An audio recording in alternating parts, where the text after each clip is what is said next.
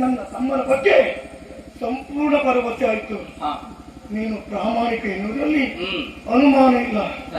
ತಮ್ಮ ಅಣ್ಣ ನಮ್ಮ ಪಾಲಿಗೆ ಅಪವಾದ ಬಂದಿದೆ, ಅದು ದೂರ ಆಗ್ಬೇಕಿದ್ರೆ ನೀನು ಇಲ್ಲಿ ಇರಬಾರ್ದು. ನೇರ ಕಾಡಿಗೆ ಹೋಗ್ಬೇಕು. ಕಾಡಿಗೆ ಹೋಗಿ ಸೂತ್ರಾರ್ಥನ ತಮ್ಮ ಜೀವಂತವಾಗಿದ್ದದ್ದು ಹೌದಾದ್ರೆ ಅವನನ್ನು ಕಳೆದುಕೊಂಡು ಬರ್ಬೇಕು.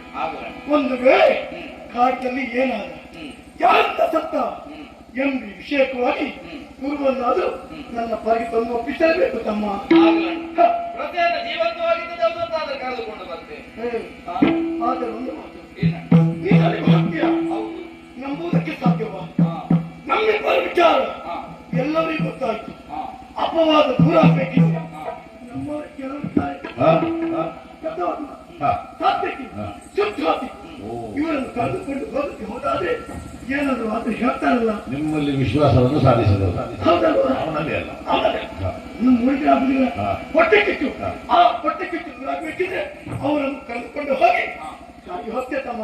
ನಿಮ್ಮ ಆಶೀರ್ವಾದ ಸದಾ ಇಲ್ಲ.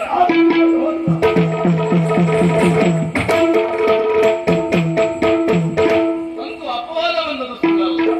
ಈ ಅಪವಾದವನ್ನು ನಿವಾರಿಸಿಕೊಳ್ಳಬೇಕು ಅಂತಾದ್ರು ನಾನು ಒಬ್ಬನೇ ಹೊರದ್ದು ಅಂತಾದ್ರು ಕೃಷ್ಣೆಯಲ್ಲೂ ಕದ್ದು ಬಚ್ಚಿಟ್ಟಿದ್ದ ಮತ್ತೆ ತೆಗೆದುಕೊಂಡು ಬಂದ ಎನ್ನುವಾಗ ಮತ್ತೊಂದು ಅಪವಾದ ಬರ್ತದೆ. ಅದು ಆಗಬಾರದು ಅಂತಾದ್ರು ಅಣ್ಣ ಹೇಳಿದ ಹಾಗೆ ಯಾದವರನ್ನು ಕೂಡಿಕೊಂಡು ಹೊರಡುತ್ತೇನೆ. ಎಲ್ಲಿ ಯಾದವರು